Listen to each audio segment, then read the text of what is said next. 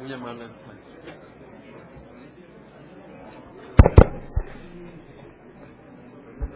Muy buenos días. Vamos a dar inicio a la primera mesa temática conforme al programa que seguramente la mayoría de ustedes ya tiene.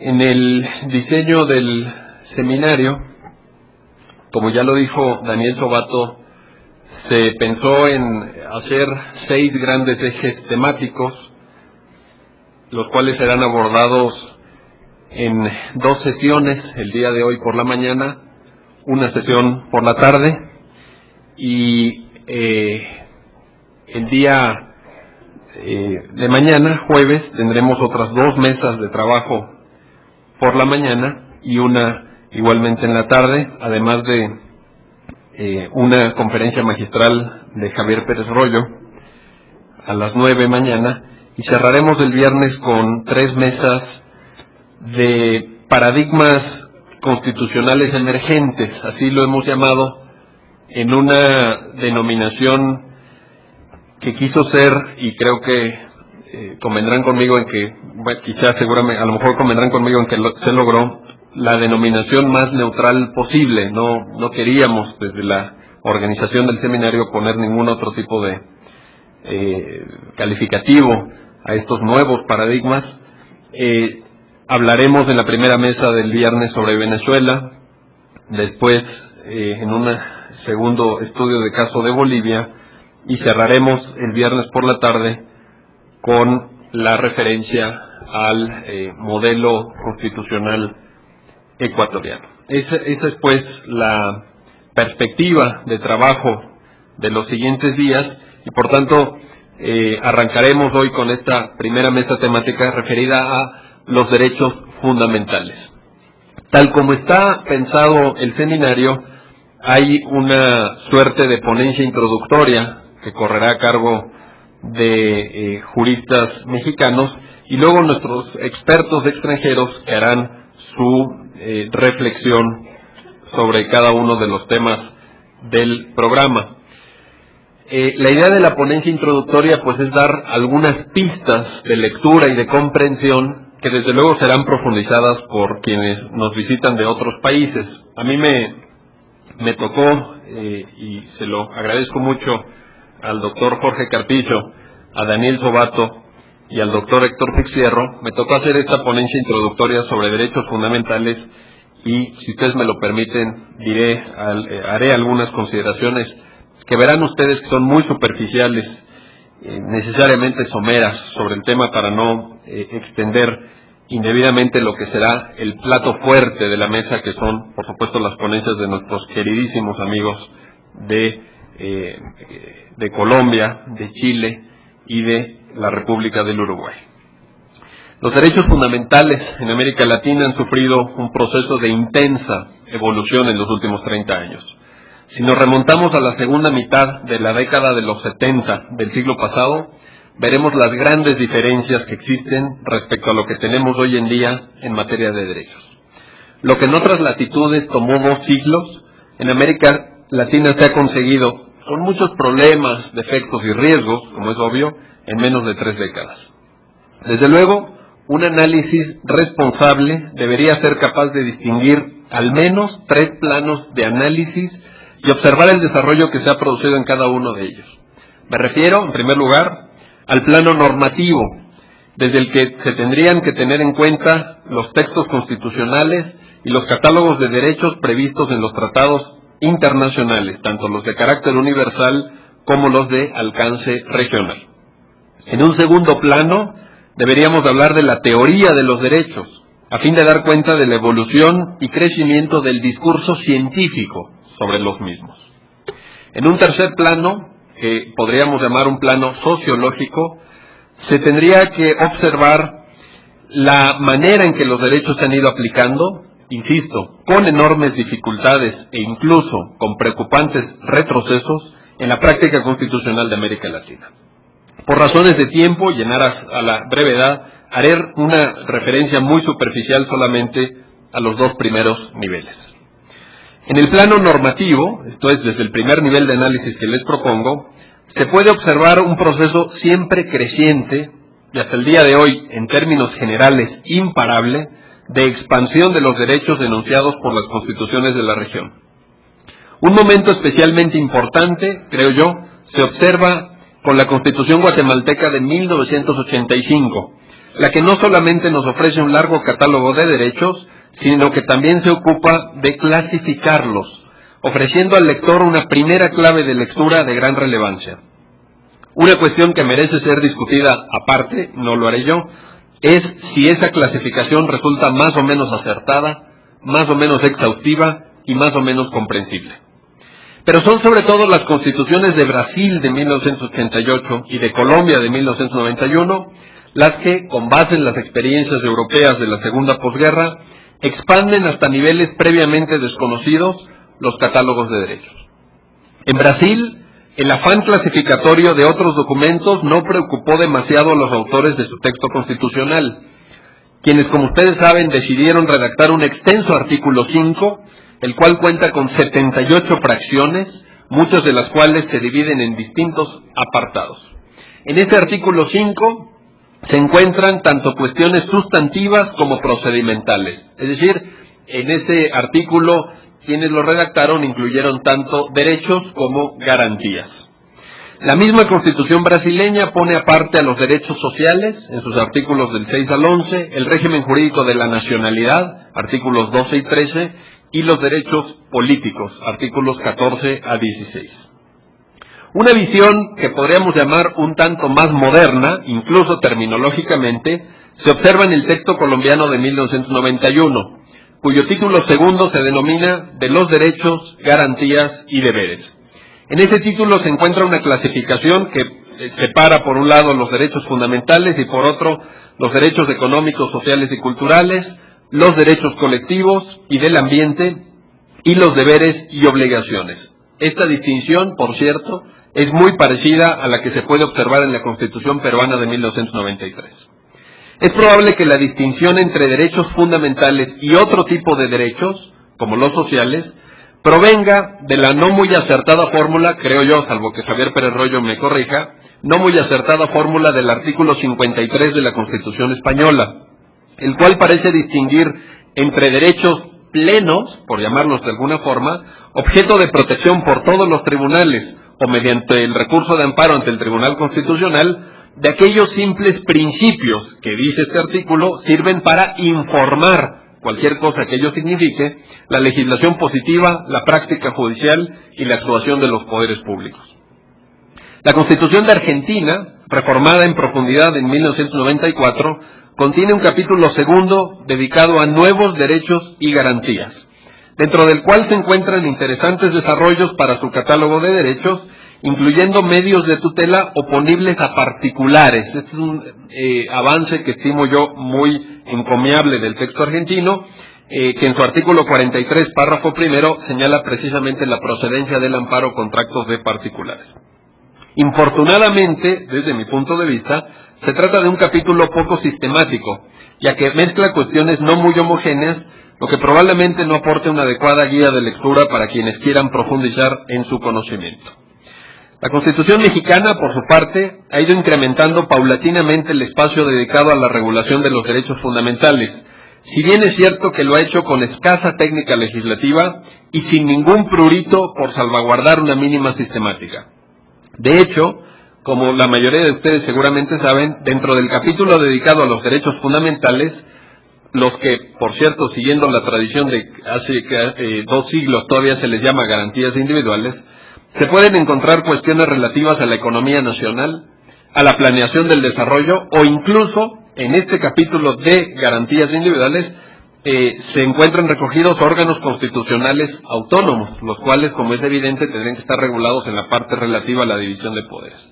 Entre las reformas que han suscitado un mayor debate en México, podemos señalar una del año 2001, por medio de la cual se incluye una extensa regulación de los derechos de los pueblos y comunidades indígenas, y otra, más reciente, de junio del 2008, para introducir una detallada regulación, algunos dirían que demasiado detallada, de las bases del procedimiento penal.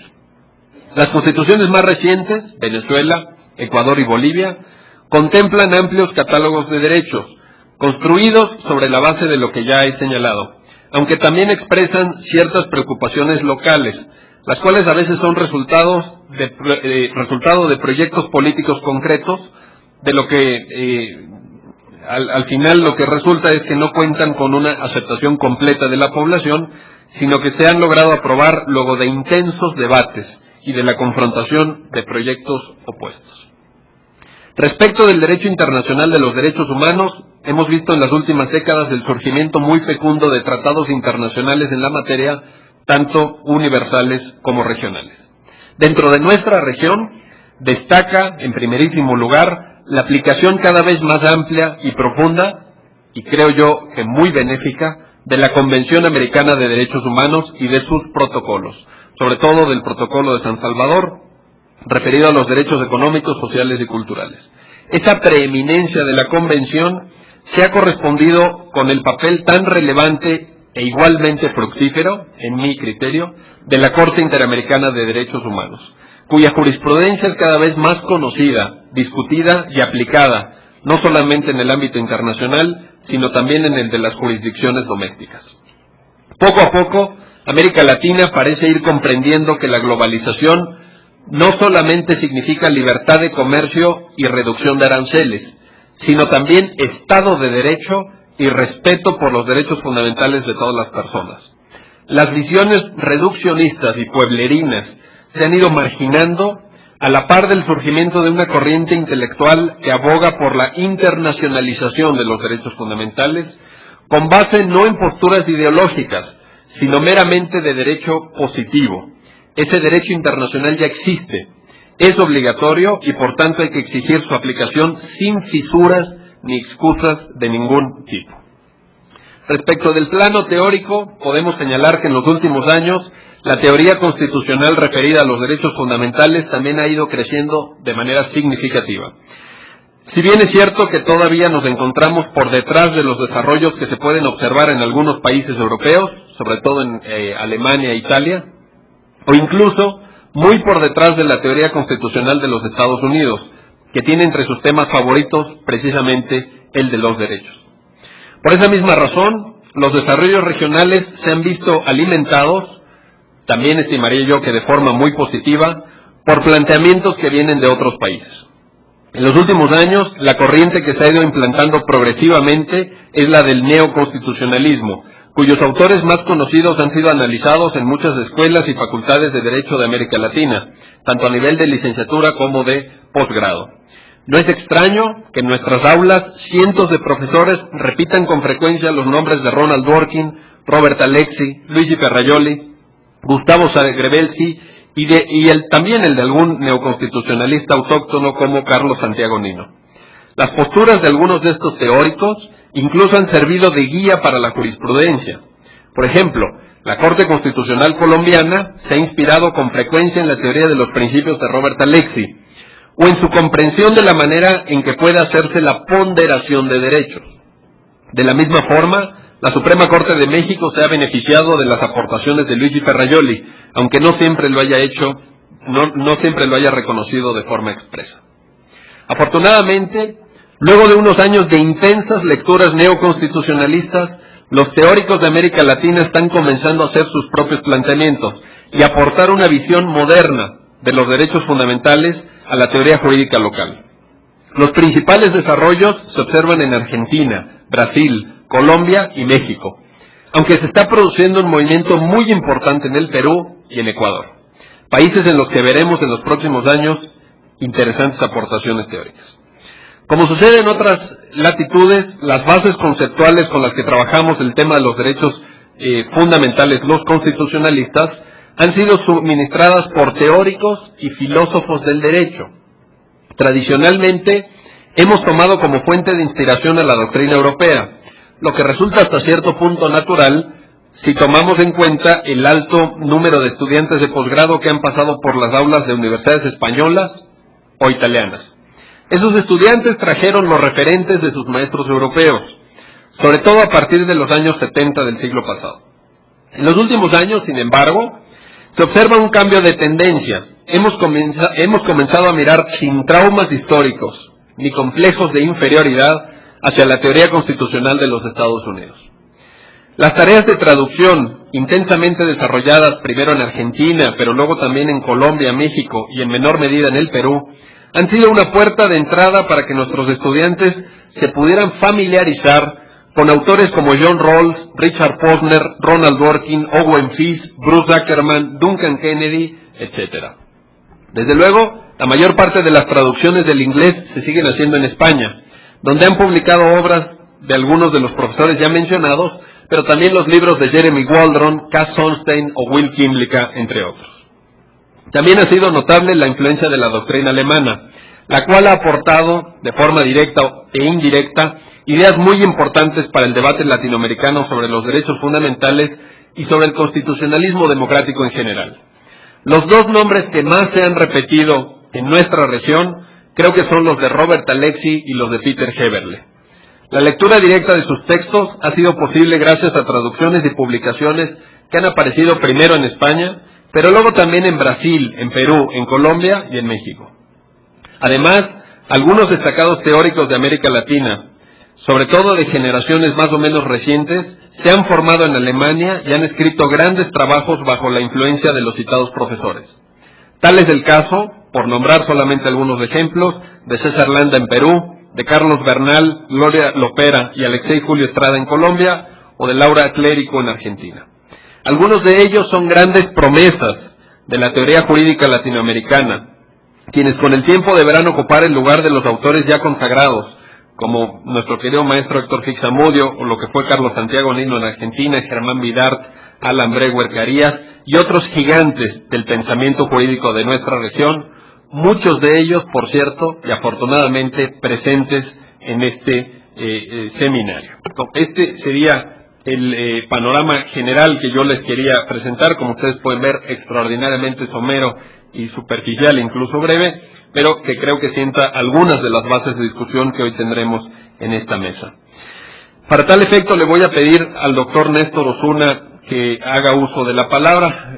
Néstor Osuna nos ha hecho ya el honor de estar aquí varias veces, nos ha honrado con su presencia. Él es profesor titular de Derecho Constitucional en la Universidad Externado de Colombia, es director del Departamento de Derecho Constitucional de esa universidad, tiene cursos de doctorado en Derechos Fundamentales en la Universidad Carlos III de Madrid, ha tenido cursos en varias universidades colombianas y extranjeras, es doctor en Derecho por la Universidad de Salamanca, con juez de la Corte Constitucional Colombiana desde el año 2005, es autor de diversos libros sobre la acción de tutela, sobre la tutela y el amparo, tema al que, si no me equivoco, dedicó su tesis de doctorado. Y, desde luego, el doctor Néstor Osuna también nos ha honrado publicando artículos y libros en nuestro instituto. Dentro de esos libros, cabe destacar la presentación del constitucionalismo colombiano para la colección sobre las constituciones de América Latina, una serie que inició bajo la dirección del doctor Diego Valadez y que varios de nuestros invitados han contribuido a nutrir para tener un panorama constitucional de toda la región. Doctor Osuna, sea usted bienvenido y tiene usted el uso de la palabra. Muy buenos días, muchas gracias. Antes de comenzar mi breve exposición, quisiera manifestar mi enorme gratitud y mi complacencia por estar hoy aquí en el Instituto de Investigaciones Jurídicas de la UNAM. Como bien lo decía Miguel, no es la primera ocasión en la que estoy aquí, ya me han invitado tantas veces que ya sé que es por cariño y no por otra circunstancia que lo hacen. Además, aquí estuve yo durante 2 años en una estancia de investigación a finales de los años 80, así que me siento como en casa, y no es una expresión de formalidad, sino que realmente siempre que vengo me siento como si no hubiera salido, mejor por el entorno, pero por supuesto como en casa. Y ya que soy el primer invitado extranjero en hablar, pues a nombre de todos los colegas que hemos venido de fuera de México, pues también quiero darle las gracias al Instituto, a Miguel, a los organizadores, a quienes han financiado este evento, por darnos la oportunidad de reunirnos estos 3 días para analizar lo que ha sido la evolución, la experiencia del constitucionalismo latinoamericano en estos últimos años. Mi ponencia, mi breve charla, la he titulado La libertad en tiempos adversos, y el ejercicio que contiene, el texto escrito ya está a disposición de los organizadores y lo puedo enviar a cualquiera que me lo solicite. Tiene más o menos las siguientes coordenadas. Tal como lo acaba de mencionar el profesor Carbonell, como lo dijo también el profesor Carpizo en su magistral conferencia de esta mañana, pues en el periodo que es objeto de análisis, 1978 al 2008, sin duda que se presentaron notables avances en toda América Latina en la proclamación, vigencia y garantías de los derechos y libertades de las personas.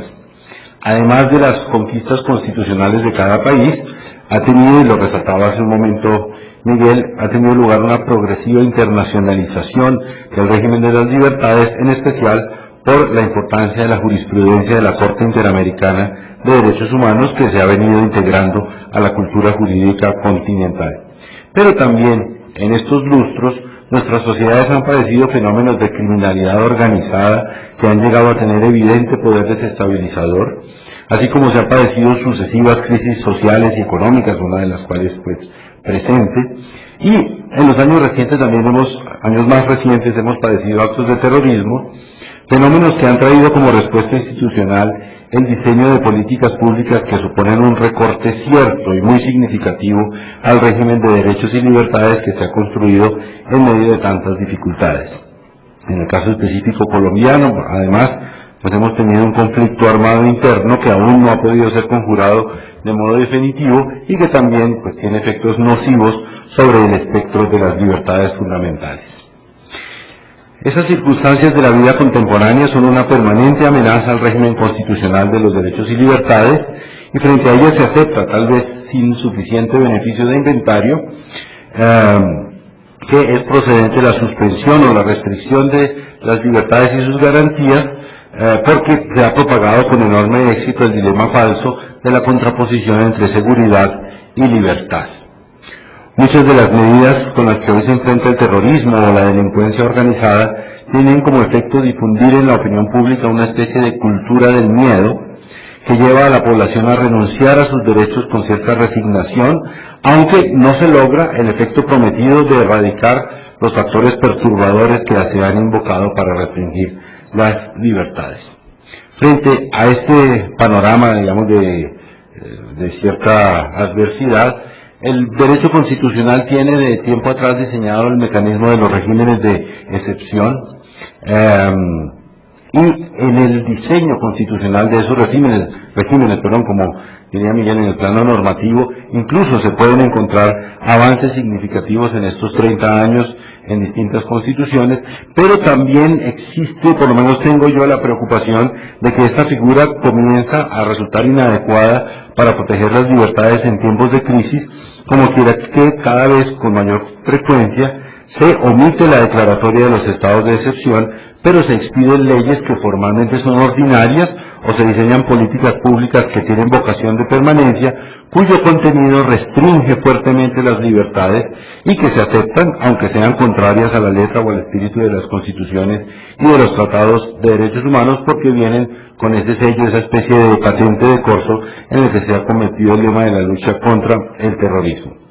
Esas son, digamos, las coordenadas en las que se mueve mi exposición. Hay allí, digamos, una parte un tanto técnica sobre un análisis comparado de los estados de excepción en distintos tipos que hay, que simplemente lo resumiría del siguiente modo. Existen varias formas como las constituciones pueden enfrentar estos tiempos de emergencia. Uno lo podríamos llamar, esta clasificación es de Gómez Canotillo, poderes implícitos, otra la cláusula de plenos poderes, el Indemnity Bill y los estados de excepción propiamente dichos. Los poderes implícitos sería el sistema de los Estados Unidos, en el que la facultad del gobierno de mantener la tranquilidad y la seguridad pues determinan unos poderes que pueden tener un campo enorme. La cláusula de plenos poderes sería el estilo francés, en el que el presidente puede asumir esos plenos poderes en caso de emergencia. El Indemnity Bill de tipo inglés, en el que digamos, no hay ninguna declaratoria previa, sino más bien una extensión posterior del Parlamento a las autoridades que por motivos de emergencia pudieron haber cometido actos que violaban la ley. Y en el constitucionalismo latinoamericano parece ser que nos decantamos por los estados de excepción propiamente dichos, es decir, la regulación en la Constitución con un creciente grado de detalle de cuáles son las autoridades, bueno, siempre es el presidente de la República, el jefe de Estado, cuáles son las autoridades que pueden declarar la ocurrencia de estos estados de excepción, y un cierto detalle en la regulación de las facultades que se asumen y los límites que se tiene en cuanto al respeto y a los límites a la posibilidad de suspender los derechos fundamentales en esas situaciones.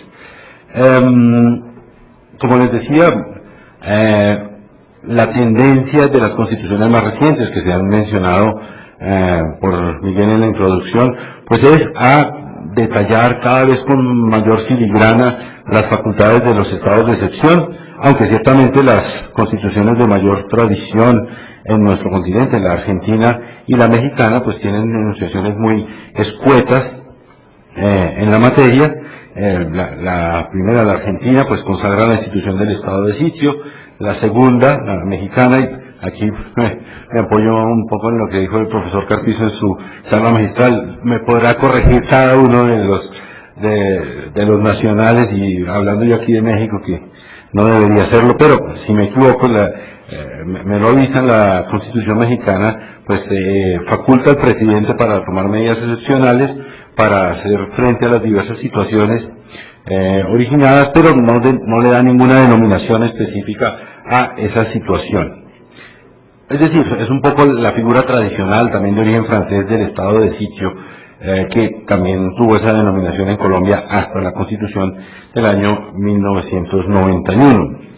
En la actualidad, 7 constituciones latinoamericanas consagran más de un estado de excepción, normalmente alguno para situaciones de guerra exterior, otro para situaciones de conmoción interior, en algunas además algunas situaciones específicas para emergencias que pueden ser de tipo económico o para catástrofes naturales. Esas 7 constituciones son las de Brasil, Colombia, Chile, Guatemala, Perú, República Dominicana y Venezuela.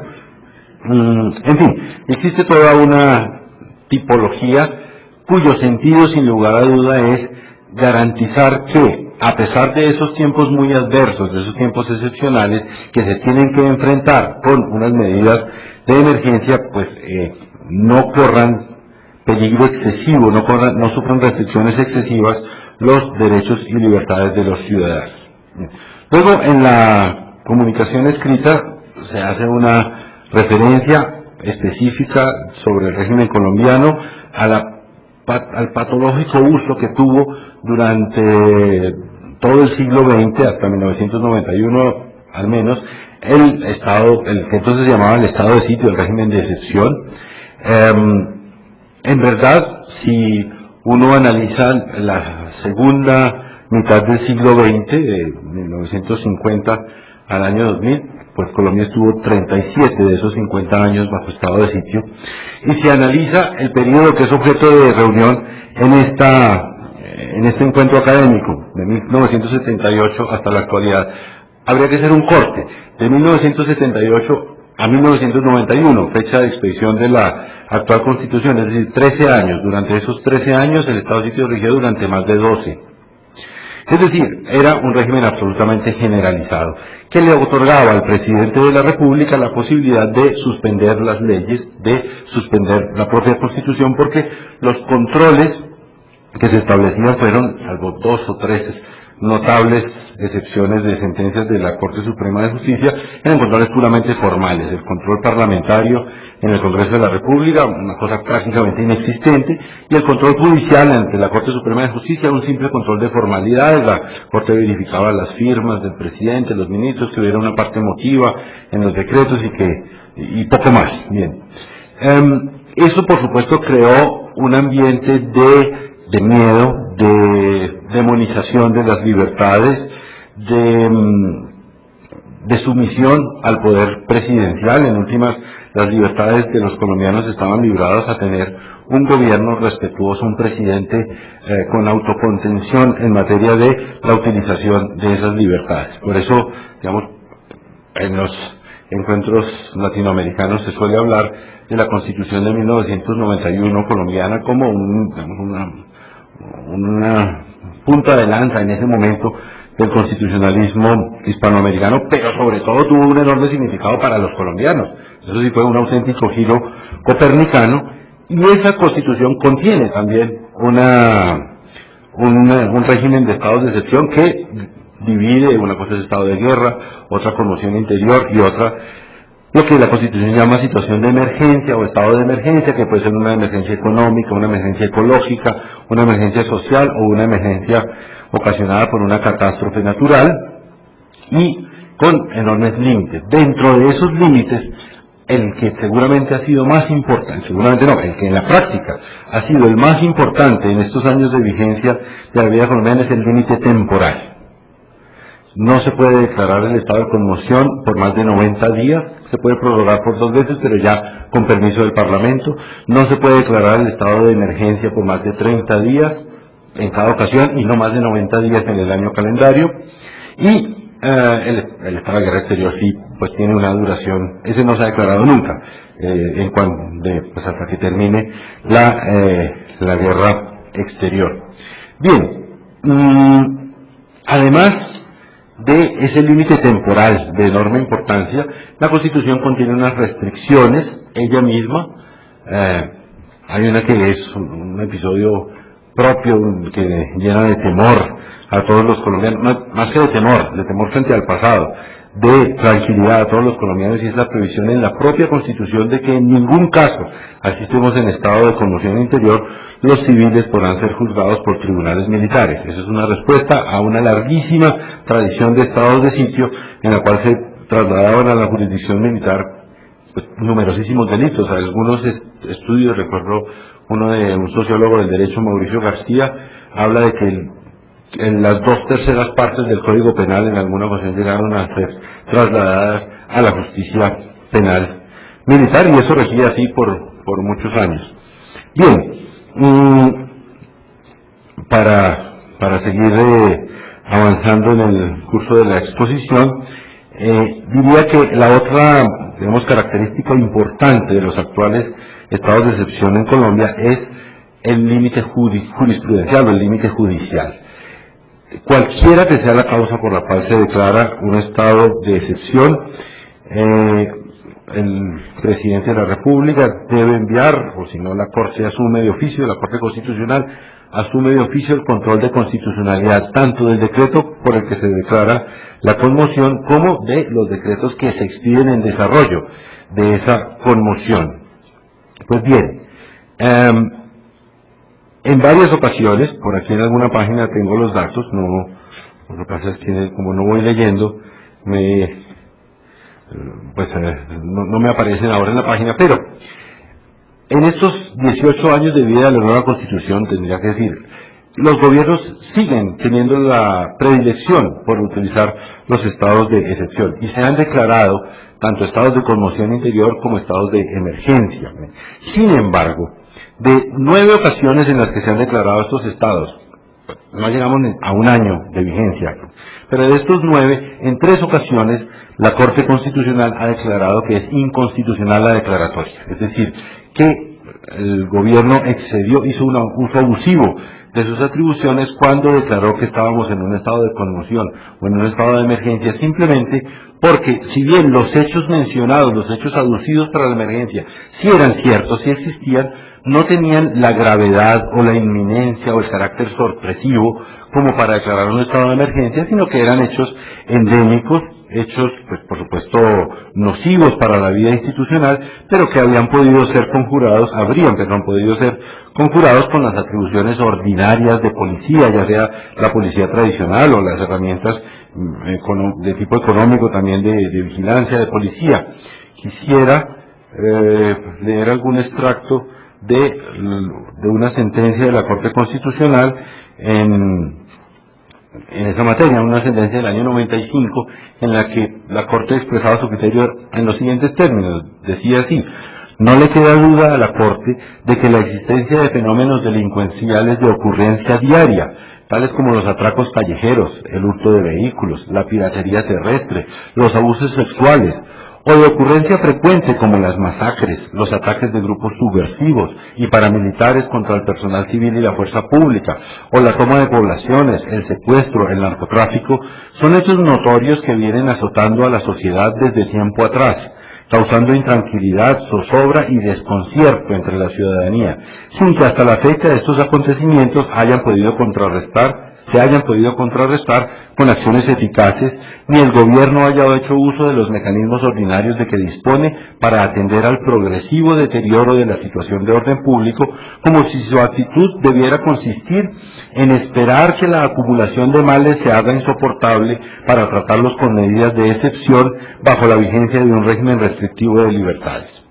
Los hechos narrados, sigo leyendo a la Corte, no tienen el carácter de coyunturales, transitorios ni excepcionales que deban ser conjurados mediante medidas de excepción, sino que constituyen patologías arraigadas que merecen tratamiento distinto por medio de los mecanismos ordinarios con que cuenta el Estado para sortear problemas funcionales y estructuras normales. Bien, eso es simplemente como para ilustrar el criterio que ha tenido la Corte. Recientemente, cuando digo recientemente es el mes pasado, se declaró la inconstitucionalidad de una declaratoria de conmoción interior. La había declarado el presidente Uribe a finales del año pasado por una huelga judicial que se prolongaba por más de un mes y pues fiel a la ortodoxia autoritaria de los gobiernos colombianos, se consideró que la huelga judicial se combatía con medidas policiales y militares y se declaró el estado de excepción, y la Corte consideró que había sido inconstitucional la declaratoria. Bien, de especial importancia me parece a mí, de cara a Colombia, pero también de cara a toda América Latina, que en esta materia de las restricciones de las libertades, también la Convención Americana de Derechos Humanos y la jurisprudencia de la Corte Interamericana de Derechos Humanos han jugado un papel importantísimo y que, como decía al principio, forma ya parte de la cultura jurídica continental. La Convención Americana de Derechos Humanos prohíbe de modo explícito la suspensión de algunos derechos en las situaciones de emergencia. Esa prohibición de la Convención Americana, en el caso colombiano al menos, se traslada directamente a una ley que rige los Estados Unidos y que calca, las disposiciones de ese tratado internacional de derechos humanos ratificados por Colombia, y entonces se forma así una esfera de derechos absolutos o intangibles, derechos que más o menos cuadran con la clasificación de derechos de primera generación, por lo menos algunos de ellos, y también la consagración de que los demás derechos, aquellos cuya suspensión no está prohibida durante los momentos de emergencia, están sometidos a ciertas reglas en sus limitaciones, reglas de proporcionalidad, reglas de necesidad, en fin. Y algo que ha tenido enorme importancia en el ámbito interno colombiano, aunque las sentencias de la Corte Interamericana en esa materia no han sido referidas a casos en los que Colombia haya sido el Estado demandado, es la imposibilidad de suspender las garantías. Probablemente ningún Estado haya suspendido los derechos que se considera por la Convención que no se pueden suspender, pero en materia de garantías sí ha habido alguna discusión. Se puede suspender el proceso tipo amparo, en Colombia lo llamaríamos tutela, se puede suspender el habeas corpus, ¿qué garantías se podrían suspender? Y en ese sentido, la jurisprudencia de la Corte Interamericana, cuando ha establecido que para dado que las garantías no son otra cosa, que la forma de hacer efectivo ese derecho sustancial ha establecido que las garantías, como el habeas corpus, como el amparo, no se pueden suspender en estados de excepción, pues eso ha sido de enorme utilidad en Colombia. No se ha suspendido nunca la acción de tutela o un recurso de funcionamiento del habeas corpus o del habeas data en materia de estados de excepción. Sin embargo, y ya con esto termino, que veo que si el profesor Carpizo lo ahorcaba el reloj, imagínense lo que siento yo con un periodo de tiempo muchísimo menor, que estas medidas han tenido un efecto benéfico, es decir, los estados de excepción en Colombia ya no son el monstruo que acababa con la libertad como lo era en los años 80, pero ese marchitamiento de los estados de excepción, aunado a las circunstancias que han surgido, la lucha contra el terrorismo y el enfrentamiento al terrorismo, la presencia en Colombia de un conflicto armado, de bandas de narcotráfico famosísimamente conocidas en todo el mundo, pues han hecho que la legislación interna, ya con carácter permanente, o en ocasiones no la legislación, sino la violación sistemática de esa legislación por parte de las autoridades, contenga unas restricciones casi iguales o muy semejantes, o incluso mucho peores, a las que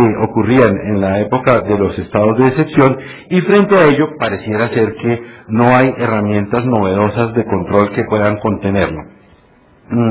Por eso podríamos decir lo siguiente: desde los espantosos atentados a las Torres Gemelas del año 2001, el mundo entero vive una época de restricción generalizada de las libertades que se sustenta en la necesidad de protegerse contra el terrorismo.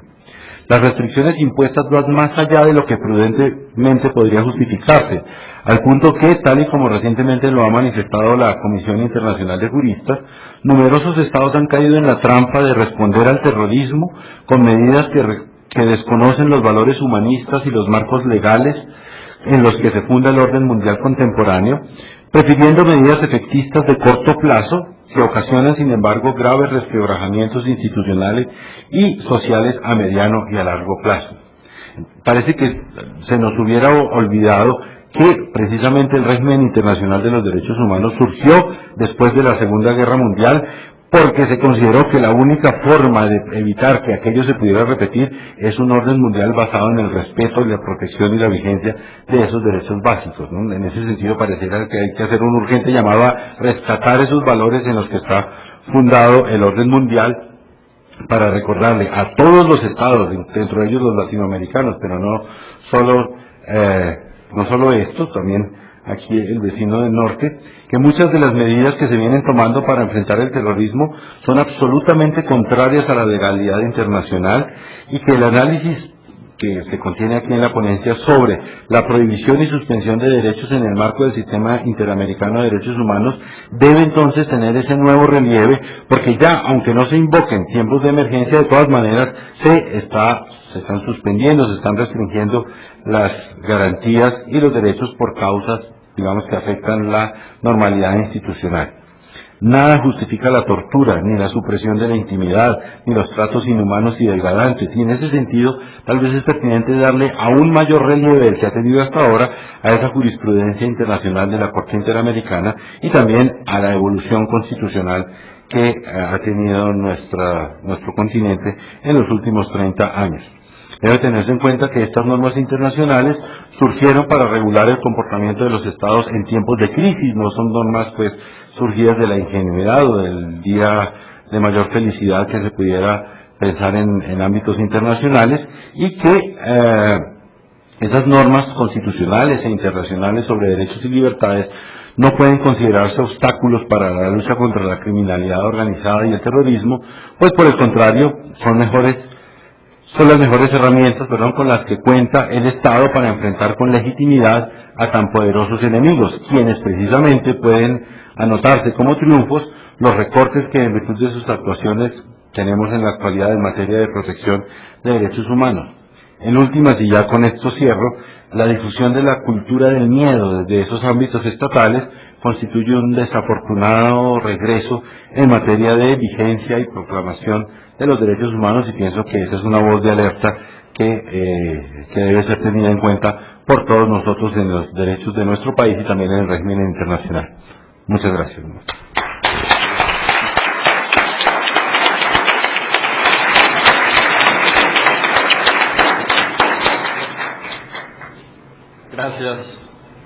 Gracias al doctor Osuna Patiño por su brillante intervención. Desde luego que el doctor Osuna a lo mejor no sabe la relevancia de sus palabras para México.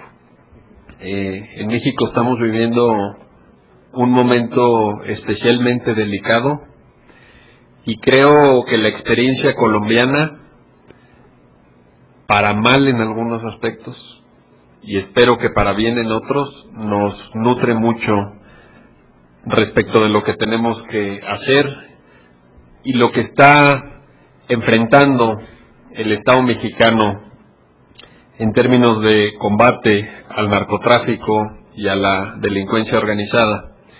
Así como refería el doctor Osuna Patiño, la intervención muy responsable de la Corte Constitucional en Colombia al poner freno en algunos casos a esta declaratoria de estados de emergencia o de suspensión, etcétera, así como ellos tienen una Corte Constitucional, insisto, muy responsable y muy decidida en la defensa del orden constitucional, así estoy seguro que algunos juristas mexicanos desearíamos ver a nuestra Corte Suprema. No estoy cierto de si nuestra Corte pudiera jugar el mismo papel, pero cabe pues la reflexión comparativa de Colombia, de otras experiencias, y también cabe esta mención que hace Néstor con mucha pertinencia de la cultura del miedo. Estoy seguro que también ese punto de su ponencia es muy relevante para el momento político y para el momento social que está viviendo nuestro país. Toca ahora dar la palabra al profesor Gonzalo Aguilar. El profesor Aguilar nos visita desde Chile. Él es profesor en la Facultad de Ciencias Jurídicas y Sociales de la Universidad de Talca. Ha coordinado también diversas obras, entre ellas una muy reciente sobre los 60 años de la Declaración Universal de los Derechos Humanos. Tiene diversos artículos publicados en Chile y en otros países. Es doctor en Derecho por la Facultad de Derecho de la UNED en España. Tiene estudios también en la Universidad Complutense y es coordinador del Centro de Estudios Constitucionales de Chile, con quien este instituto desde hace tiempo pues tiene una comunicación intensa.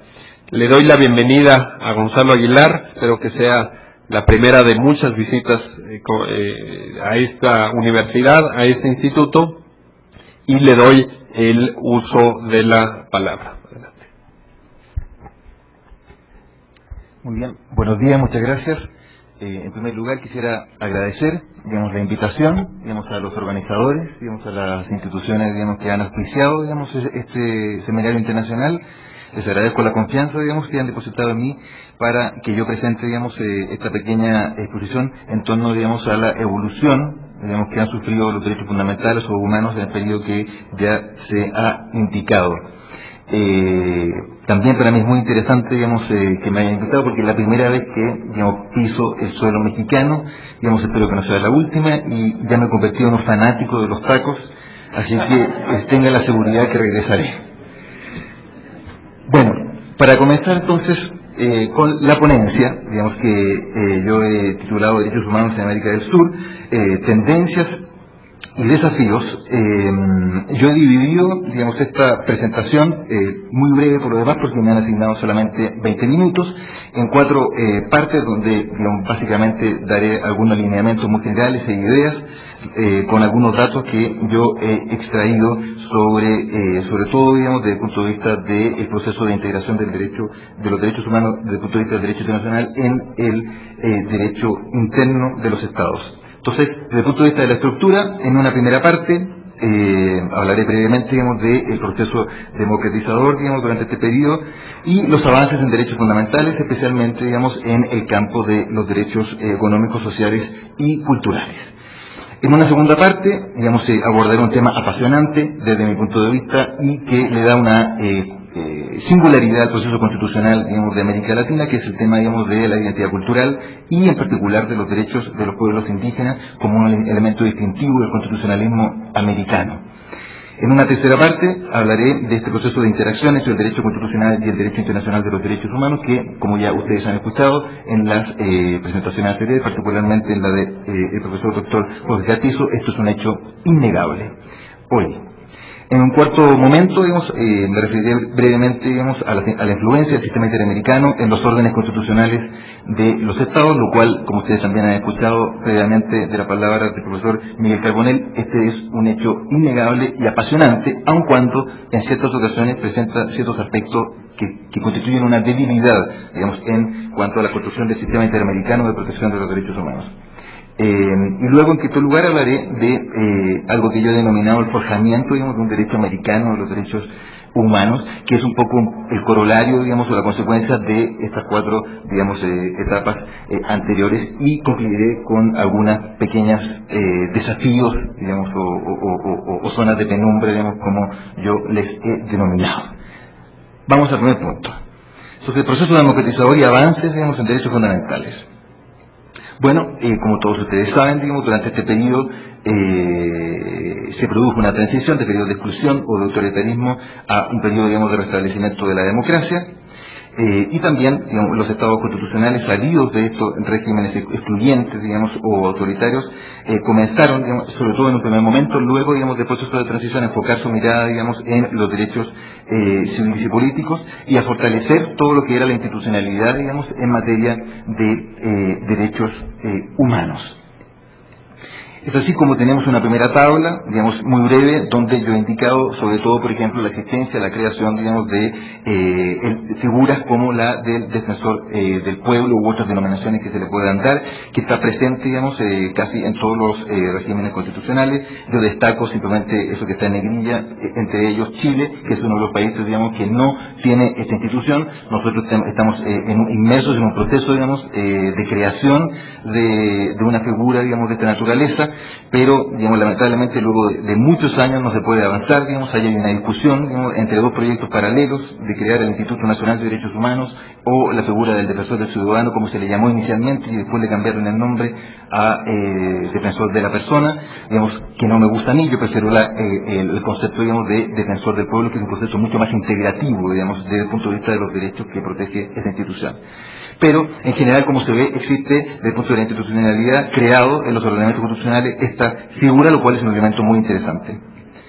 Luego tenemos que los estados constitucionales se insertan, digamos, poco a poco, digamos, hoy día esto está en términos generales bastante consolidado en el sistema interamericano de protección de los derechos humanos, lo cual ha contribuido a su vez la diversidad de estados, digamos, y la diversidad de situaciones, digamos, conflictuales desde el punto de vista de los derechos humanos en los distintos países, a enriquecer, digamos, las doctrinas, las enseñanzas, digamos, derivadas de la Corte, que es un tema que tocaremos más adelante también. Luego también durante este periodo los órdenes políticos y constitucionales se abren expresamente al derecho internacional de los derechos humanos. Este es un tema que ya se ha mencionado, las constituciones prácticamente hoy, digamos, en América del Sur, porque se me olvidó decir que mi estudio está fundamentalmente concentrado, digamos, en la región, digamos, de América del Sur. Casi todas, digamos, tienen referencia, digamos, al derecho internacional, de una u otra manera, con mayor o con menor intensidad, al derecho internacional de los derechos humanos. Algunas hablan del rango, otras no, digamos, ese trabajo se lo han dejado, digamos, al nivel jurisdiccional. En materia de rango, digamos, de los tratados internacionales de derechos humanos, hay una disparidad, digamos, aún, lamentablemente, es un tema que está pendiente y que corresponde también al derecho constitucional. Yo creo que esto es uno de los desafíos, digamos, que hay que enfrentar. Y luego también, digamos, el tema de que hay que cuestionarse, que se habla, digamos, del rango del tratado internacional, que es simplemente un instrumento, digamos, y, digamos, no se piensa, digamos, en el rango constitucional del contenido del instrumento, es decir, de los derechos propiamente tales. Entonces, de esta manera podemos mencionar que la Constitución de Argentina, digamos, contiene una referencia, digamos, por tanto, al derecho Nacional de los Derechos Humanos, la Constitución de Bolivia, muy interesante, digamos, también, digamos, en esta materia, la Constitución, digamos, de Brasil, la Constitución de Chile, digamos, una referencia que a mí, digamos, no me gusta mucho, es muy mezquina, pero por lo menos algo se logró, digamos, luego del regreso a la democracia, y las Cortes, digamos, tanto la Corte Suprema como el Tribunal Constitucional, menos el Tribunal Constitucional, más la Corte Suprema, ha hecho bastante por, digamos, crear una especie de doctrina en torno, digamos, a la incorporación de los tratados y al rango de los tratados internacionales de derechos humanos dentro del ordenamiento chileno. Casi todas las constituciones tienen una referencia, digamos, a esto. Yo simplemente quisiera destacar una muy interesante que me gustó mucho, digamos, que aparece, digamos, según mi estudio, en el artículo 145 de la Constitución de Paraguay, se las leo, se denomina del orden jurídico supranacional. La República de Paraguay, en condiciones de igualdad con otros estados, admite un orden jurídico supranacional que garantice la vigencia de los derechos humanos, de la paz, de la justicia, de la cooperación y del desarrollo en lo político, económico, social y cultural. A mí me apasiona, digamos, este artículo de la Constitución de Paraguay. Luego, influenciado por todo esto, digamos, que hemos mencionado recientemente, los estados y sus constituciones se abren, digamos, abren el paso, digamos, a los derechos económicos, sociales y culturales, denominados DESC, y desarrollan también al interior, digamos, de sus ordenamientos este tipo, digamos, de derechos, en mayor o menor medida, digamos, más mezquinos, menos mezquinos, pero todos están, digamos, poquito a poco, digamos, abriendo, digamos, sus constituciones a tratar el tema de los derechos económicos, sociales y culturales, y sobre todo, digamos, desde la perspectiva del tratamiento que se le da, y esto permite evitar duplicidades o ambigüedades, todos a partir del tratamiento que se le da en el derecho internacional de los derechos humanos. Veremos más adelante una tabla sobre eso muy apasionante también. Mientras tanto, les muestro una tabla, digamos, de estados de ratificación, digamos, de tratados internacionales e interamericanos sobre derechos económicos, sociales y culturales en América del Sur. Digamos, está concentrado en los tratados que hablan de derechos económicos, sociales y culturales. Los puntos, digamos, grises o negros son, digamos, de estados, digamos, que ni siquiera han, digamos, participado en la suscripción de estos tratados, y luego en azul, no sé si se ve bien, digamos, hay estados que han firmado, pero que aún está pendiente, digamos, de ratificación de estos tratados. Yo aquí quiero destacar, digamos, por ejemplo, la situación, digamos, de Argentina, que es impecable en este sentido, digamos, que es impecable, y la situación, digamos, de Ecuador, digamos, sí, la situación de Ecuador. Brasil no ha cumplido, digamos, su misión, tiene una tarea pendiente todavía, y Uruguay y Venezuela también, digamos, destacan en países que no han hecho sus deberes. Además, la existencia de constituciones excluyentes, digamos, de lo cual también ya se ha hablado, digamos, en las ponencias anteriores, fruto de la participación de unos pocos o heredada del pasado, hace surgir movimientos constituyentes. Bueno, todos ya lo sabemos, el caso, digamos, de Venezuela, Ecuador, Bolivia. Estas nuevas constituciones contienen un extenso reconocimiento y desarrollo de derechos fundamentales, sobre todo en materia de DESC.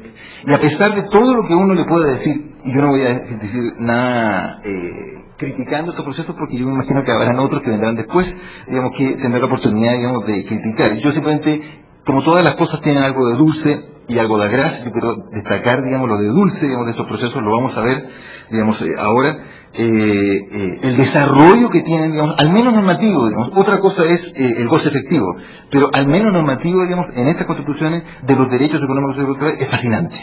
Es fascinante. Y sobre todo el desarrollo que tienen desde el punto de vista de la concordancia práctica con la evolución que han tenido, digamos, en el derecho internacional de los derechos humanos. Eso es un tema apasionante. Y tiene que ser así, porque si no, son dos trenes que corren por carriles separados. Pueden ser dos trenes, el derecho internacional y el derecho constitucional, pero que corren por el mismo carril, pero no dos trenes que corren por carriles separados. Entonces es interesante, digamos, esta confluencia que se ha producido desde la perspectiva de los derechos económicos, sociales y culturales en las nuevas constituciones. Yo hice una pequeña revisión, digamos, muy breve, de algunos derechos. Yo seleccioné algunos: el derecho a la alimentación adecuada, que el derecho al agua, el derecho a la vivienda, el derecho a la seguridad social y el derecho a un medio ambiente sano. Digamos, y simplemente monitoreé algunas constituciones de América del Sur para saber el grado de reconocimiento. Derecho a la vivienda, que es un derecho humano. Porque en algún momento alguien me dijo en Chile, digamos, y eso es un derecho humano. Claro, digamos, a mí me hubiera gustado mostrar, digamos, la observación general, digamos, del comité que hablaba del derecho humano, digamos, a la vivienda. Entonces, seleccioné estos a propósito, digamos, Y pues tenemos que el derecho a la seguridad social, en cierta medida, el medio ambiente sano, está reconocido en Argentina, en la Constitución argentina. Digamos, todos estos derechos están reconocidos en la Constitución de Bolivia, todos, de una manera fascinante, digamos, que augura, digamos, al menos desde el punto de vista normativo. Otra cosa, insisto, es la implementación y el costo efectivo. En Brasil, digamos, el derecho a la seguridad social y el derecho a un medio ambiente sano. Digamos, en Chile, pues la seguridad social y el medio ambiente sano. En Colombia, el derecho, digamos, a la alimentación adecuada se encuentra reconocido, el derecho a la vivienda, el derecho a la seguridad social y el derecho a un medio ambiente sano.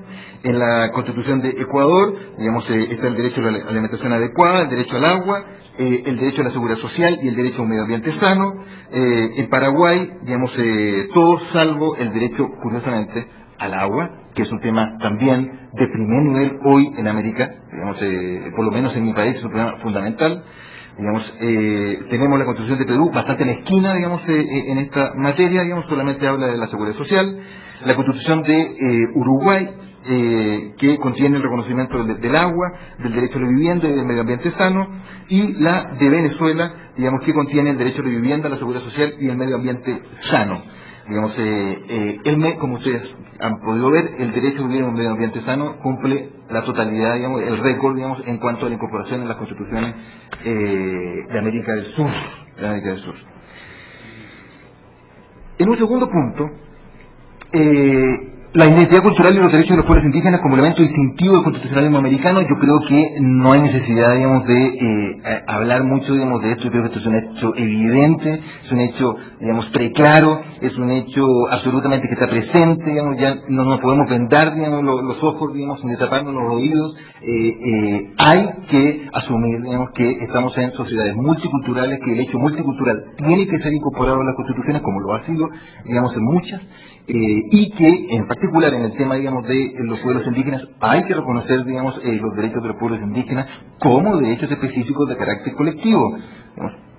Eso sí, en este sentido ha habido una tremenda evolución, digamos, desde el punto de vista del derecho internacional de los derechos humanos, y no muchas veces esta tremenda evolución, digamos, se ha visto reflejada, digamos, en las constituciones, que muchas son extremadamente conservadoras en esta materia. Hay dos cosas, algunas que reconocen, creo que hay un cuadro, hay algunas que reconocen poco, tímidamente, reemplazan indígena por etnias, así como que tengamos cuidado con lo que decimos, no nos vayamos a pisar la cola, etcétera. Hay otros que no hablan de pueblo, hablan de minoría, en circunstancias que son dos cosas distintas.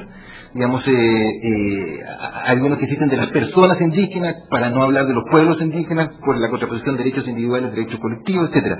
Y hay constituciones que desde mi punto de vista realmente, digamos, son catastróficas en este sentido, y tengo que decir, digamos, que una de esas es la constitución chilena, donde no hay una mención, digamos, a ni el elemento de la identidad cultural, multicultural, ni al elemento de los pueblos indígenas. Hay una reforma que está hace muchos años, digamos, tratando de salir, digamos, ahora parece que se le ha dado, digamos, suma urgencia para que tratar de sacarlo rápidamente, a lo mejor antes de que se acabe el periodo, digamos, de la presidenta, digamos, pero, digamos, no tenemos la tarea pendiente, digamos, y nosotros tenemos una gran población indígena.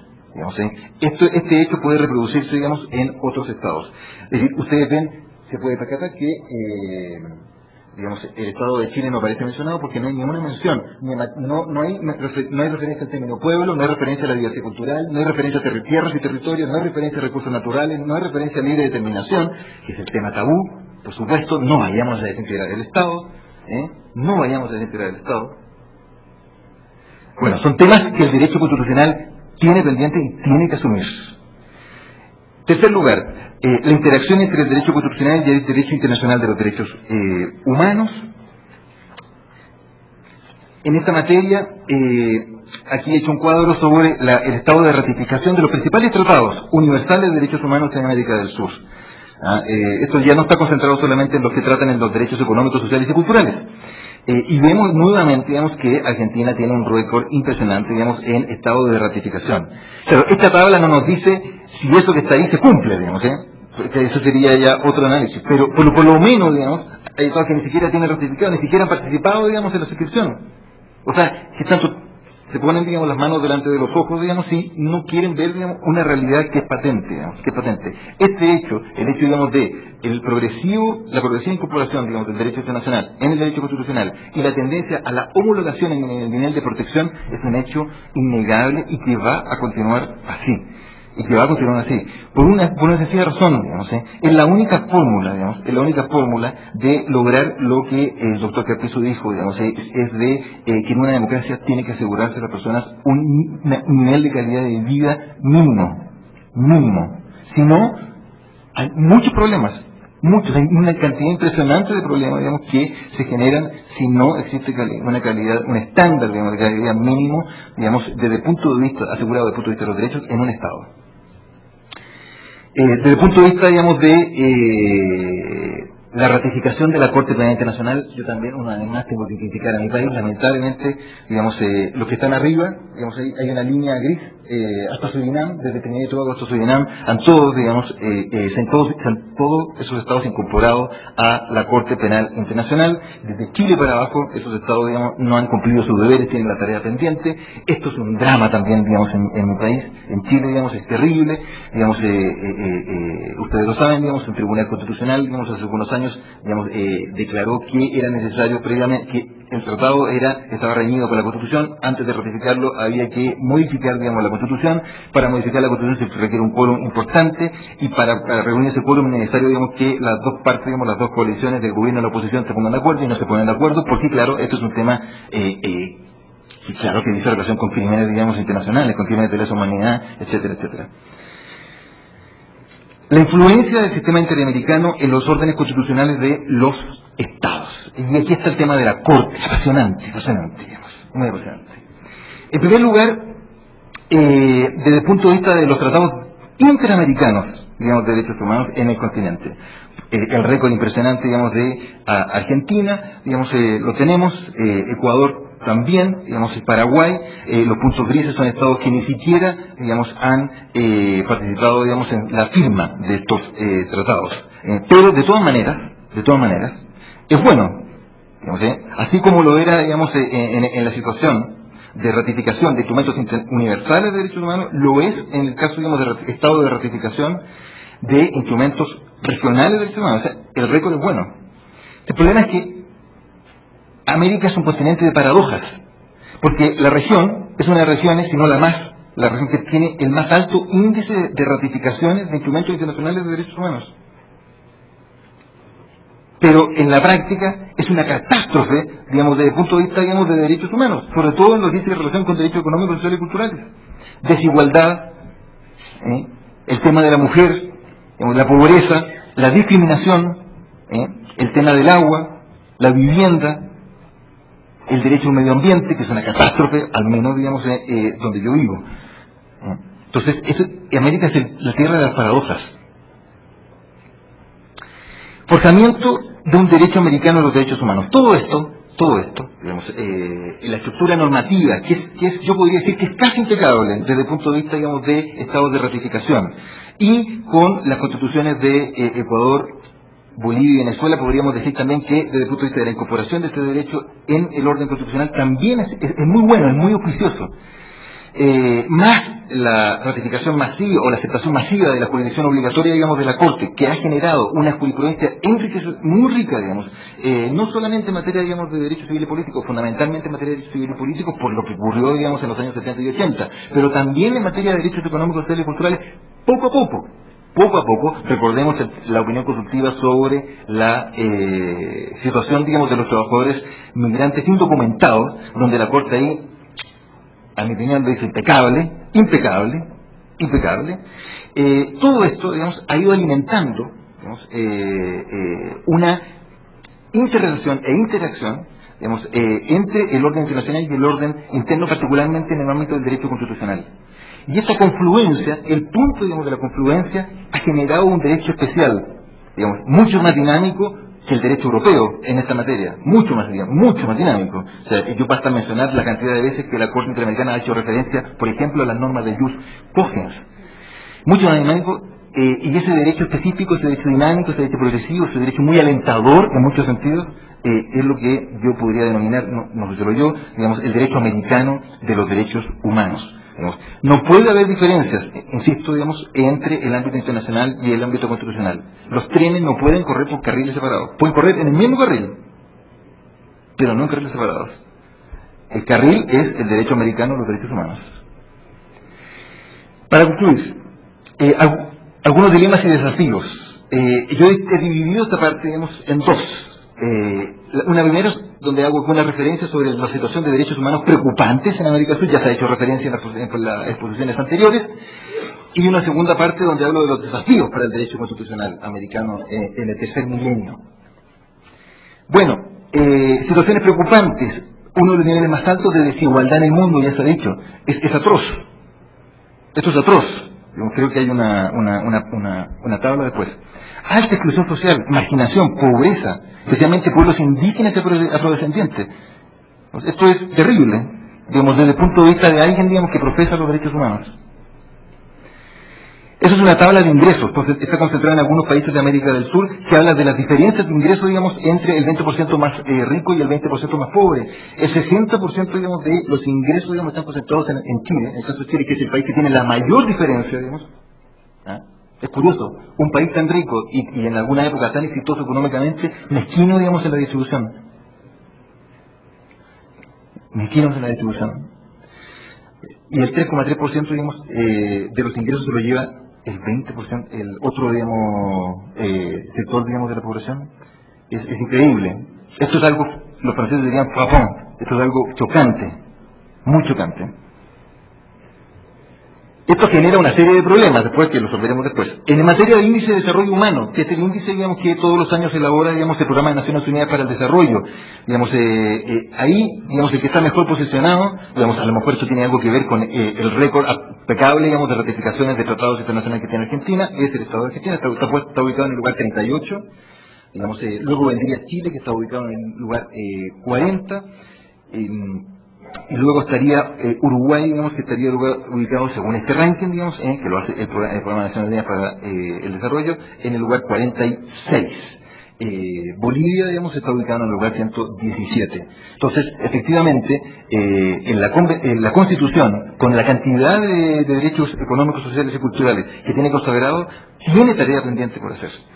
2 minutos y termino.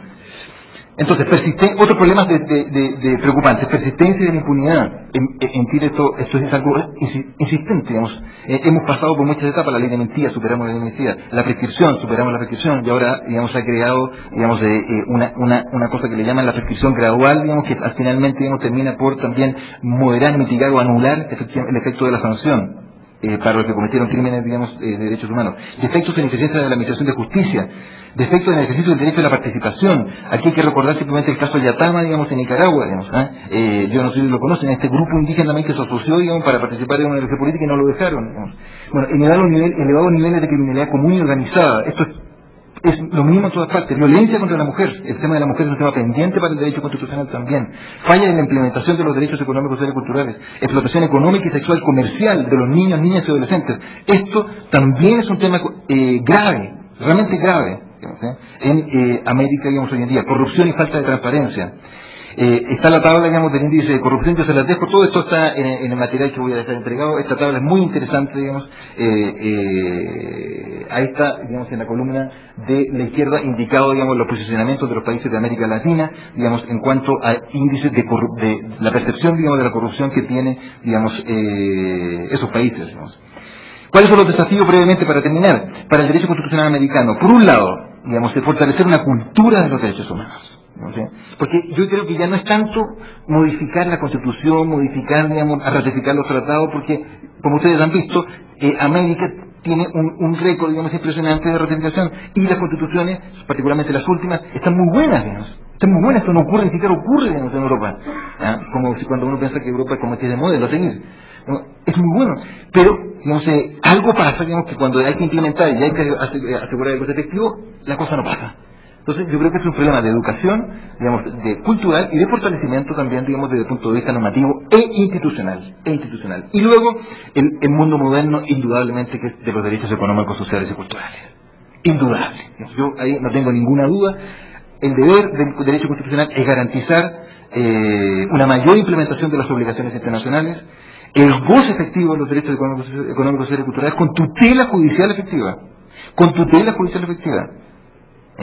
O sea, se acabó, en mi opinión, al menos, digamos, esa historia, digamos, de que unos, digamos, son justiciables, los otros no. Digamos, de que sí, bueno, son programáticos, son aspiraciones, veamos si podemos. No. No, hoy no. Hoy no. Acatar y cumplir de buena fe las decisiones provenientes del sistema interamericano.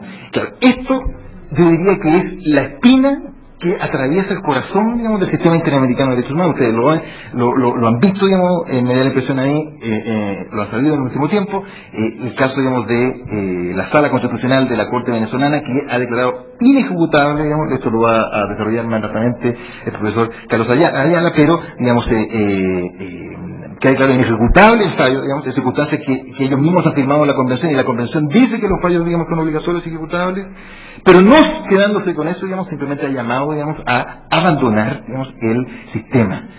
Esto mismo ocurrió en el caso, digamos, de Trinidad y Tobago, también tiempo atrás, y un poco Perú, digamos, bajo otra modalidad. Entonces, esta es la debilidad más grave que yo veo del sistema interamericano. Los estados, cuando se sienten en peligro, digamos, cuando se sienten, no, si participemos porque ese sistema es una cosa lejana, están todos por allá, en Centroamérica no nos va a pasar nada, dilatamos las cosas, pero cuando, digamos, hay que cumplir, no, entonces, no me conviene, me doy media vuelta y me voy. Esto sí que en Europa los estados discrepan de los fallos de la Corte Europea, pero nadie pensaría en retirarse.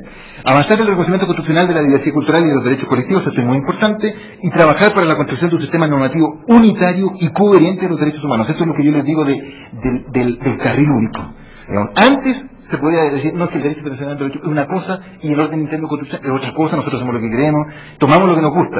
Antes, hoy no se puede, porque además no es coherente. Porque no es coherente que una persona al interior de un Estado tenga una determinada estándar de protección y en el ámbito internacional tenga otro determinado estándar de protección. No es coherente, es discriminatorio. Muchas gracias por su atención.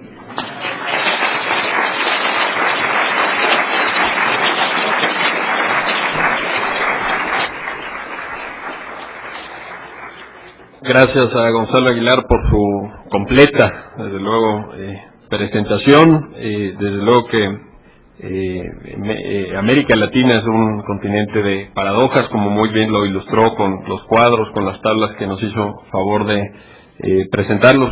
Creo que estoy seguro que quedaron muchas inquietudes a raíz de sus profundas reflexiones sobre el tema de los derechos fundamentales. Toca ahora dar la palabra a uno de los grandes maestros del constitucionalismo en América Latina, una persona que goza de un enorme prestigio reconocido no nada más en su país, sino diría yo que a nivel mundial, y que también nos ha honrado en diversas ocasiones con su presencia. Me refiero, por supuesto, a don Héctor Gros, quien es profesor emérito en la Universidad de la República, en su país, en el Uruguay.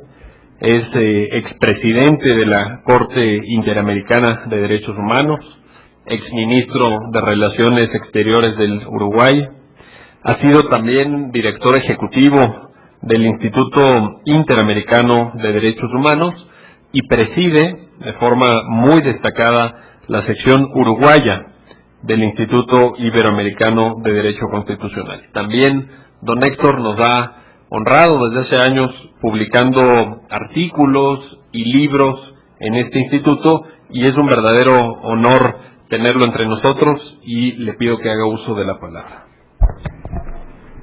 Muchísimas gracias. Es para mí un placer y un honor muy grande volver al instituto en este seminario en el cual es el fruto de la organización conjunta del Instituto de Investigaciones Jurídicas, del Instituto Iberoamericano de Derecho Constitucional y de IDEA. Yo voy a tratar de ceñirme estrictamente al reloj y de hablar estrictamente 20 minutos, porque veo en el programa que mi ponencia debía terminar a las 12 y va a empezar a la 1 menos 20. Bueno. Me baso en cierta forma y doy por reproducidas en mi exposición muchos de los conceptos expuestos por mi querido amigo Jorge Carpizo en su lección magistral y por los dos ponentes que me han antecedido. Voy a hacer simplemente algunas reflexiones conceptuales sobre temas que me parecen esenciales en este panorama sobre los derechos humanos en la América Latina en este periodo. Debo confesar que hubiera preferido que esta mesa se llamara Derechos Humanos y no Derechos Fundamentales. Reconozco que la expresión derechos fundamentales está en muchas constituciones, que está tomada en gran parte de la doctrina, pero a mí no me gusta. Yo prefiero la expresión derechos humanos, porque hablar de derechos fundamentales significa que hay otros derechos que no son fundamentales y que en consecuencia podrían violarse sin las consecuencias que se derivan de la violación de un derecho humano que para mí es siempre fundamental. El carácter fundamental deriva de la naturaleza de derechos humanos y no de una calificación, esto sí, esto quién sabe. Por tanto, con esa precisión inicial de que yo hubiera preferido que esta mesa se hubiera titulado Derechos Humanos, comienzo mi exposición. Primer tema, la cuestión de las generaciones de derechos en materia de derechos humanos. Es un tema que evidentemente nació y hoy está expandido, está reconocido sin mayor análisis la existencia de una primera generación, que algunos dicen que son de derechos civiles y políticos, de una segunda generación, que algunos dicen que son los derechos económicos, sociales y culturales, y una tercera generación, los nuevos derechos como derecho al medio ambiente, derecho a la protección, etcétera, etcétera. Si no me equivoco, el primero que usó la expresión de generaciones fue Karel Basak. Y él mismo ya está de vuelta de haberla usado. Y en el último trabajo que escribió al respecto, que se llama Revisando mi concepción de las generaciones de derechos humanos, dice que o le damos una nueva definición al concepto de generación o eliminamos la terminología.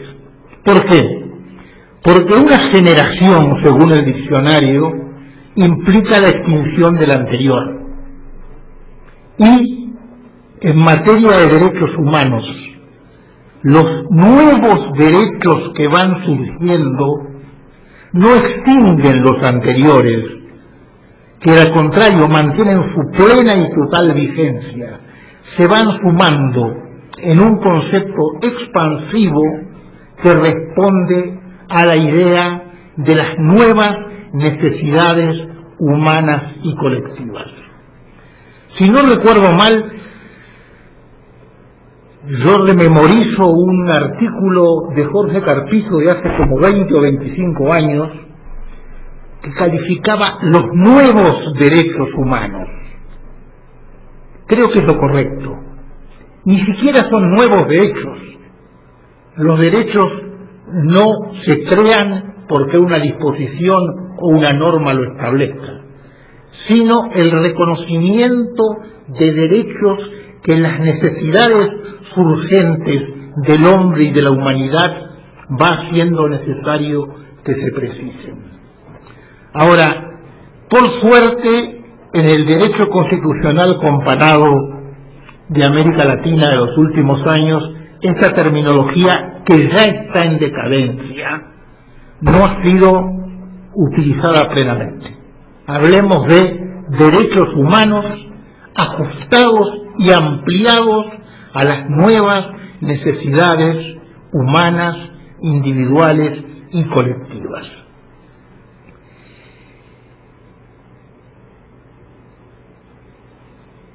Creo que es muy importante a este respecto señalar como una nueva tendencia, esta sí, sólidamente anclada en la realidad, que ha superado lo que hasta los años 50 constituía una antinomia.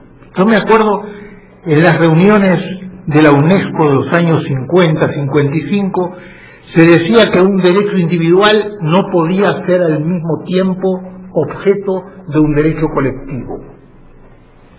Y me acuerdo de un magistral estudio de aquel gran administrativista francés, Jean Ribeiro, que en un coloquio de la UNESCO demostró que no había ninguna antinomia entre hablar para un mismo objeto que puede ser la materia de un derecho individual y de un derecho colectivo. Y esto se ha ido imponiendo. Hoy día, y creo que es una de las características del derecho constitucional comparado y mismo del derecho internacional, la existencia de derechos humanos individuales atribuidos a la persona humana individualmente considerada y derechos humanos de tipo colectivo. Los pueblos, las minorías, los pueblos indígenas, ciertos sectores de la sociedad excluida. Y creo que es un proceso de avance esto de ir haciendo crecer de una manera paralela los derechos humanos individuales de los derechos humanos cuyos titulares son colectivos.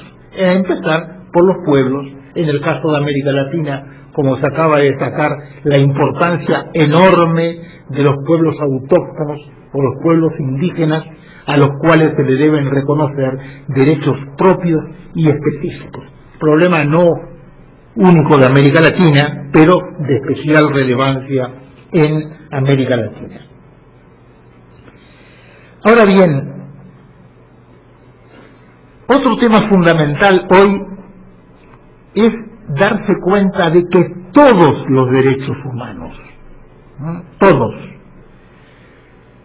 son universales y son interdependientes y se condicionan unos a otros. La tendencia que niega la universalidad de los derechos humanos, basados en particularidades regionales, religiosas o filosóficas, en el fondo lleva a destruir la idea misma de los derechos humanos. Por tanto, la universalidad de los derechos humanos y su reconocimiento es un elemento esencial del carácter que deben tener hoy los derechos humanos. Pero además, todos los derechos humanos se intercondicionan recíprocamente. No puede haber libertad si no hay derechos económicos, sociales y culturales. No puede haber realmente derechos económicos, sociales y culturales si no hay libertad. Por tanto, esta idea global, universal de los derechos humanos constituye un imperativo a nivel internacional y a nivel nacional, es decir, a nivel del derecho internacional y del derecho interno. Pero al mismo tiempo, esta conclusión nos lleva a otra, que creo que, sobre todo respecto de algunas desviaciones que a mi juicio se están produciendo en el derecho constitucional latinoamericano, hay que señalar. En tren de reivindicación no puede sectorizarse la titularidad de los derechos humanos y, sobre la base de que antes gozaban de derechos humanos el grupo A de población, afirmarlos solo para el grupo B, negándolos para el grupo B. Los derechos humanos son de todos, aquellos respecto de los cuales se les reconocían ayer como respecto de los que se les reconocen hoy y se les negaban ayer. Por tanto, la sectorización de la plenitud de los derechos humanos es un peligro latente y creciente. Tiene tantos derechos humanos los miembros de la mayoría gobernante como los miembros de la minoría opositora. No pueden tener más derechos unos que otros. Los derechos humanos son de todos, para todos, en igual porcentaje. Esto con una salvedad que siempre me ha parecido sumamente importante. Las desigualdades deben ser tratadas con tratamiento desigual en función de un objetivo final de igualdad. Es decir, el principio de igualdad no significa siempre tratar de manera igual a todos, sino tratar de manera compensatoria, justa y equilibrada a unos y a otros para compensar mediante el derecho las desigualdades. Y esto me lleva a una norma que siempre me ha parecido de especial interés y relevancia y que no la he visto reproducida en el derecho constitucional latinoamericano. Puede ser que haya algún ejemplo. Y es un artículo de la Constitución italiana de 1947 que dice: el Estado promoverá la remoción de los obstáculos económicos y sociales a la igualdad. Quiere decir que la lucha para abatir los obstáculos que son evidentes y existentes de carácter económico y social contra la igualdad debe ser considerada como un deber ineludible del Estado. Otro punto que ya acaba de ser señalado muy bien, probablemente quiero decir una palabra, es la necesaria complementariedad, hoy ineludible complementariedad, de la promoción interna, de la protección interna con la protección internacional. En el mundo que vivimos, la protección constitucional de los derechos humanos, si no corre paralela con la protección internacional, es ineficaz. Quiere decir que el paralelismo necesario e ineludible del control internacional y del control interno es un imperativo del mundo en que vivimos. Y esto trae una consecuencia que no la he visto desarrollada con la profundidad que creo que es necesaria. Es la crítica al principio de subsidiariedad del derecho interno respecto del derecho internacional en la protección internacional de los derechos humanos. Las exigencias draconianas que existían antes, de que es absolutamente necesario agotar los recursos internos para acceder a la jurisdicción internacional, creo que debe ser cada día más disminuida y más puesta en relación con la realidad actual. Es decir, no clausurar la posibilidad de acceso al control internacional por motivos meramente formales, con una consideración absolutamente cerrada de la exigencia total y absoluta del agotamiento de los recursos internos. Último punto general, antes de hacer alguna conclusión: la complementariedad ineludible de los conceptos de democracia y derechos humanos. Creo que eso se ha ido afirmando en el derecho constitucional latinoamericano, pero creo que hay que afirmarlo aún más conceptual y doctrinariamente. Sin democracia no puede haber realidad efectiva de los derechos humanos, de todos los derechos humanos. Pero al mismo tiempo, sin respeto de los derechos humanos, no hay democracia. Siempre me pareció uno de los grandes disparates históricos definir a la democracia únicamente como la existencia de un sistema electoral por el cual el pueblo elige a sus gobernantes. Si eso no se complementa, como muy bien lo complementó Carpizo en la definición que dio, con el respeto total de los derechos humanos, ni hay derechos humanos ni hay democracia. Por tanto, equilibrio y relación complementaria total de los dos conceptos, democracia y derechos humanos. Y para terminar, en 2 o 3 minutos, en el periodo de tiempo cubierto por este seminario, yo creo que podemos hacer un primer corte, podemos dividirlo en 2 partes. Un primer periodo, el renacimiento de la ola democrática, esa ola que va y viene, ¿no? Y Dios quiera que no tengamos una ola de retroceso en el horizonte. Pero un primer periodo de progreso democrático, por lo menos formal, en casi todo el continente. Segundo elemento, la recepción del derecho internacional, que con mayor de derechos humanos, que con mayor o menor intensidad, con variantes, se ha venido produciendo prácticamente en todo el continente. A esto agregaría yo un tema que está casi al fin de este primer período, nacido en el derecho internacional, pero con enormes proyecciones en el derecho interno, que me parece fundamental. Es el fin de la impunidad.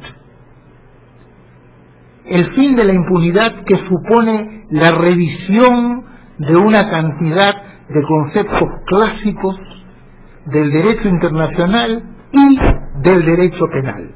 Por ejemplo, uno de los grandes avances del Estatuto de Roma, que no ha sido ese punto comentado con toda la intensidad que se merece, es el fin de la inmunidad jurisdiccional de los jefes de Estado y de Gobierno ante el derecho internacional.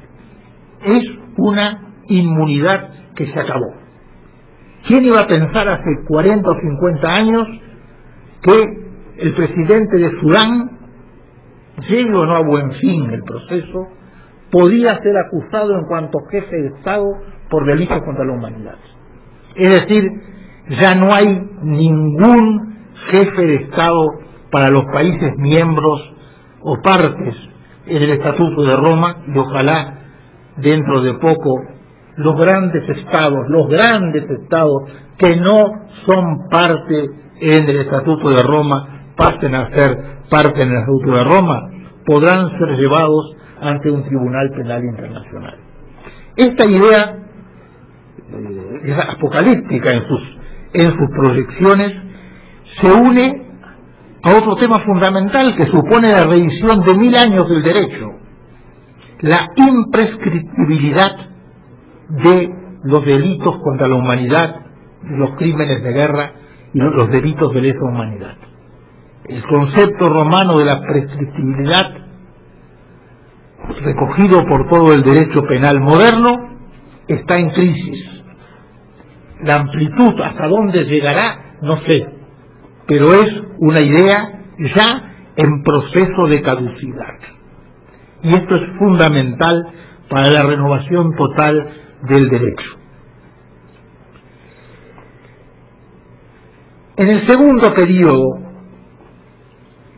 yo creo que predominan una serie de elementos que hay que poner especialmente de relieve y de manifiesto, que caracterizan o deberían caracterizar el nuevo derecho constitucional latinoamericano.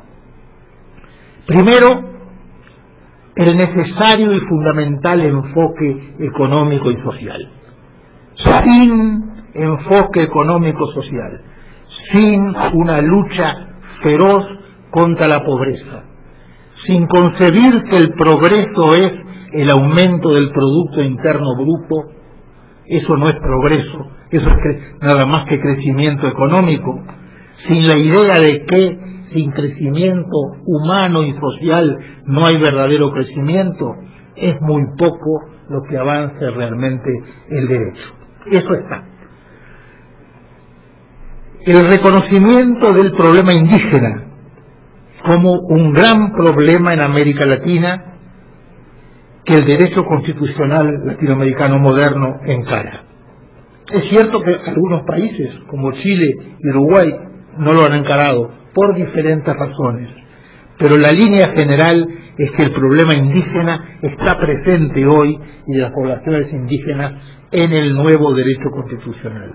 Y en mi país, en el cual por razones X que ni son buenas ni son malas, no hay minorías indígenas, un país despoblado originariamente, incluso que cuando el problema no existe, debería haber una norma constitucional que reconociera, por su proyección técnica y general y doctrinaria, ese problema tremendo, sangriento, de las poblaciones indígenas excluidas durante tanto tiempo del derecho. Y esto trae todo el gran problema que he visto que ahora las nuevas constituciones, no voy a entrar en ninguna de ellas porque van a ser objeto de análisis específicos, el caso de Venezuela, el caso de Ecuador, el caso de Bolivia, de la existencia de un derecho tradicional aplicable y de la relación de ese derecho con el derecho republicano de raíz occidental. Son todos estos nuevos problemas, desafíos para un derecho constitucional que yo me atrevería a llamar, por una denominación que viene del derecho internacional, un derecho constitucional emergente ante problemas a su vez emergentes. Y la conclusión general, ¿cuáles son las nuevas tendencias del derecho constitucional de hoy en nuestra América? No me animo a decirla, a enumerarlos, no tengo además tiempo, pero lo evidente es que hay nuevas tendencias. ¿Cómo serán recogidas por el derecho constitucional que va a nacer y a desarrollarse en los próximos años? Es una gran incógnita. Ojalá sea un derecho que pueda nacer en democracia, sin terrorismo, sin violencia, por las vías normales. De cualquier manera, sea cuales fueren los reparos o salvedades técnicas que algunos de los últimos textos constitucionales puedan producir, sobre todo los que nos hemos formado en un academicismo constitucional bastante difícil de conciliar con ciertas tendencias actuales, creo que lo positivo es tener que reconocer que están los ojos de América Latina abiertos a una realidad que surge y que lo que desear es que esa nueva realidad se imponga no solo política y sociológicamente, sino también en la técnica jurídica constitucional. Muchas gracias.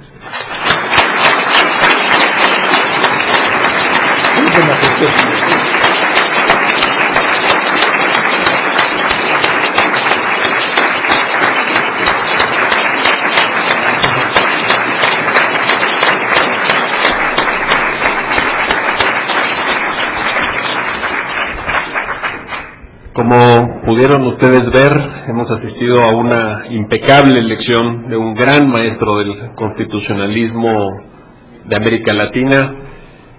La vigencia de su pensamiento es indubitable. Lo que nos acaba de plantear Héctor Gross empata de forma total con los planteamientos más recientes que han hecho teóricos de las nuevas generaciones.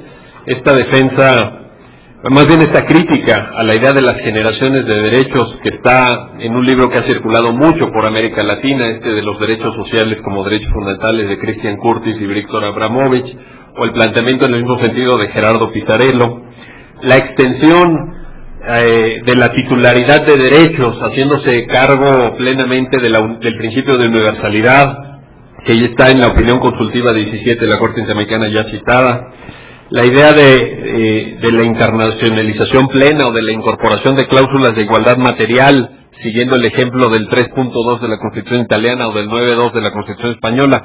Creo pues que don Héctor Gros nos acaba de pintar un panorama de absoluta actualidad que ratifica el enorme talento y de ahí la gran admiración que le tenemos todos los aquí presentes por sus clarividentes aportaciones. Por supuesto, lo de los 2 periodos, el fin de la impunidad, este llamado tan importante también para México ahora, etcétera. Con esto, como ustedes pueden ver, hemos pintado un panorama no siempre positivo, por supuesto, porque no lo es la realidad, un panorama lleno de paradojas, de claroscuros, matizado por suspensiones temporales, no temporales, etcétera, de derechos, pero que nos da la base para intentar imaginar un futuro mejor. Con esto concluimos esta primera mesa. Les pido que no abandonen el auditorio. En un minuto más comenzaremos con la segunda mesa temática referida al sistema electoral, sistema de partidos y democracia semidirecta. Muchas gracias.